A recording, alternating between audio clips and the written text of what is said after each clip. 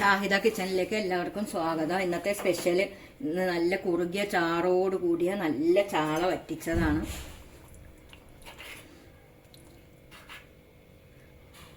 നല്ല സൂപ്പർ കറിയാണിത്. എല്ലാവരും ഇതുപോലെ ചെയ്തു നോക്കണം. ഇത് ചോറിൻ്റെ കൂടെയും ചപ്പാത്തിയുടെ കൂടെയൊക്കെ ചെയ്യാൻ പറ്റിയ നല്ല സൂപ്പർ കറിയാണിത്. ഡീറ്റെയിൽസ് ഒന്നും മിസ്സാവാതിരിക്കാൻ വേണ്ടി ഇതെല്ലാവരും സ്കിപ്പ് ചെയ്യാതെ ഒന്നും കണ്ടിരിക്കണം. എന്നാലേ ഇതേപോലെയുള്ള സൂപ്പർ കറി ഉണ്ടാക്കാൻ നിങ്ങൾക്ക് സാധിക്കുകയുള്ളൂ.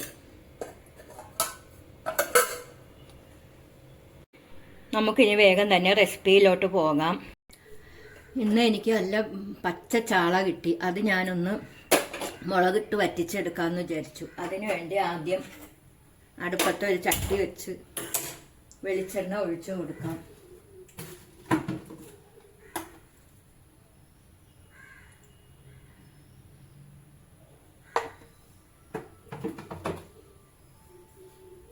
അതിൽ 2 ഉലുവ ഇട്ട് കൊടുക്കാം. കറിവേപ്പില ഇട്ട് കൊടുക്കാം. കറിവേപ്പിലയും ഉലുവയും ഇട്ട് ചൂടാകുമ്പോൾ നമ്മൾ ഇഞ്ചി ചതച്ചത് ഇട്ട് കൊടുക്കാം. ഇതുപോലെ ചതച്ചത് വേണം ഇട്ട് കൊടുക്കാൻ. എപ്പോഴും നമ്മൾ മീൻകറി ഉണ്ടാക്കുമ്പോൾ വെളിച്ചെണ്ണയിൽ തന്നെ ഉണ്ടാക്കണം.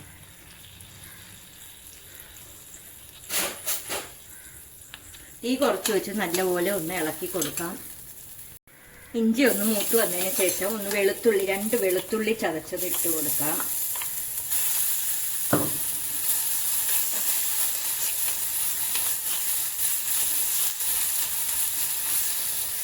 അതിനുശേഷം ഒരു 10 ചുവന്നുള്ളി അരിഞ്ഞ് ചതച്ച് അതും ചേർത്ത് കൊടുക്കാം.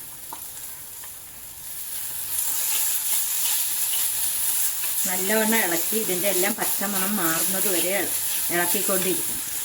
ഇതിലൊന്നും അരിയേണ്ട ആവശ്യമില്ല, എല്ലാം ചതച്ചെടുത്താൽ മതി. ചുവന്നുള്ളിയും അരിയേണ്ട ആവശ്യമില്ല, ഒന്ന് ചതച്ചെടുത്താൽ മതി. നമ്മുടെ കറിക്ക് രുചി വരുന്നത് ചുവന്നുള്ളിയാണ്. അതിന് സവാളയൊന്നും അധികം ചേർക്കുന്നതിനേക്കാളും ചുവന്നുള്ളി ചേർക്കുന്നതാണ് നല്ലത്. ഈ ഉള്ളിയുടെ നിറം ഒന്ന് ഇച്ചിരി മാറി വരുന്നത് വരെ നമ്മൾ മൂപ്പിച്ചുകൊണ്ടിരിക്കും. ഇപ്പം നല്ലവണ്ണം മൂത്ത് വന്നിട്ടുണ്ട്. നിങ്ങൾക്ക് തക്കാളി വേണമെങ്കിൽ തക്കാളി ചേർക്കാം. ഞാനിപ്പോൾ വാളംപുളി പിഴിഞ്ഞതാണ് ചേർക്കുന്നത്. കുറച്ചാണ് ചേർത്ത് കൊടുക്കുന്നത്. അതിനുശേഷം ഇത് നല്ലപോലെ ഒന്ന് തിളച്ചതിന് ശേഷം കുറച്ച് ഉപ്പിട്ട് കൊടുക്കാം.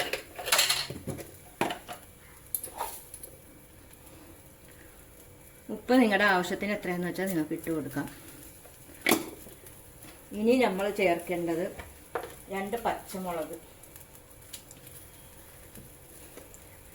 ഇനി മുളക് പൊടിയാണ് ചേർത്ത് കൊടുക്കേണ്ടത്. 2 ടേബിൾ സ്പൂൺ മുളക് പൊടി ചേർത്ത് കൊടുക്കാം. കാശ്മീരി ചില്ലി പൗഡറാണ്. എരിവുള്ള മുളകാണെങ്കിൽ ഇത്രയും ചേർക്കരുത്. ഇത് നല്ലവണ്ണം ഒന്ന് മൂപ്പിച്ചെടുക്കണം. മുളക് പൊടിയുടെ പച്ചമണം മാറുന്നത് വരെ മൂപ്പിച്ചെടുക്കണം. കുറച്ച് മഞ്ഞൾപ്പൊടി ചേർത്ത് കൊടുക്കാം.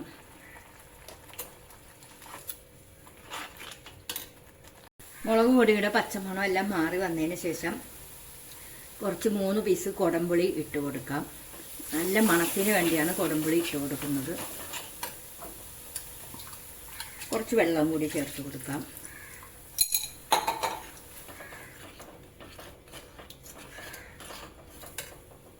ഇനി നമുക്ക് ആവശ്യത്തിന് വെള്ളം ഒഴിച്ചു കൊടുക്കാം. ഒരു അരമുക്കാൽ കപ്പ് വെള്ളമാണ് ഞാൻ ചേർക്കുന്നത്. ഇതൊന്ന് നല്ലപോലെ തിളക്കട്ട് കിടന്നു. നമ്മുടെ കറി ഇപ്പം നല്ലവണ്ണം തിളച്ച് വരുന്നുണ്ട്.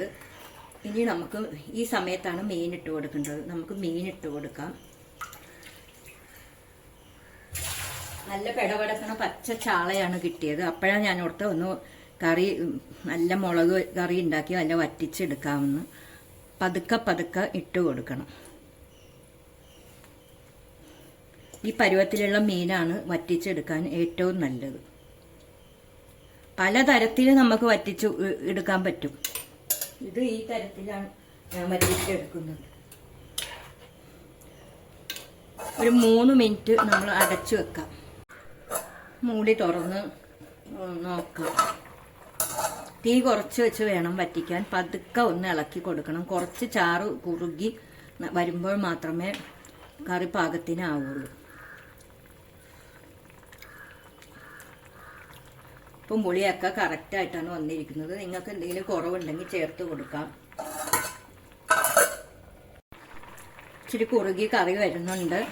ഇത് മസാല മൊത്തം ചാളയിലോട്ട് നല്ല പിടിച്ചു വരുന്നത് വരെ ഇച്ചിരി കൂടി വറ്റിച്ചെടുക്കണം. ഒരു 5-6 മിനിറ്റും കൂടി ഇങ്ങനെ ഒന്ന് അടച്ചു വെച്ച്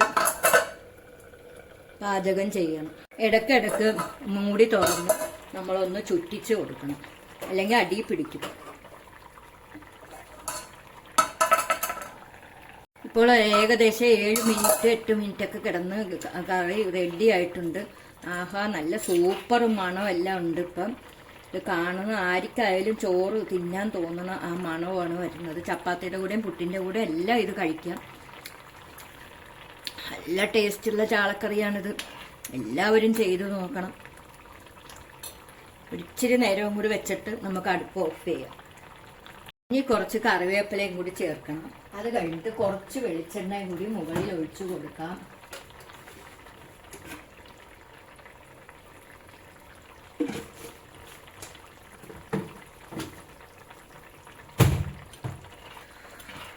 കറി തിളക്കുന്ന മണം എവിടം വരെയും കേൾക്കുന്നുണ്ടാവും. നല്ല മണമാണ് വരുന്നത്. കറി നല്ല കറക്റ്റ് വേവും മീനും വറ്റയൊക്കെ ആയി വന്നിട്ടുണ്ട്. ഇത് എല്ലാവരും ഇഷ്ടപ്പെടുകയാണെങ്കിൽ ലൈക്ക് ചെയ്യണം, ഷെയർ ചെയ്യണം, കമൻറ്റ് ചെയ്യണം. ഇങ്ങനെയൊക്കെ ചെയ്യുമ്പോഴാണ് നമുക്ക് ഇങ്ങനെയുള്ള പാചകങ്ങളൊക്കെ ചെയ്യാനുള്ള ഒരു പ്രചോദനം വരുന്നത്. നിങ്ങളുടെ ഫ്രണ്ട്സിനൊക്കെ ഇത് ഷെയർ ചെയ്ത് കൊടുക്കണം. ഇനി ഇതിപ്പോൾ അടുപ്പ് ഓഫ് ചെയ്യാം.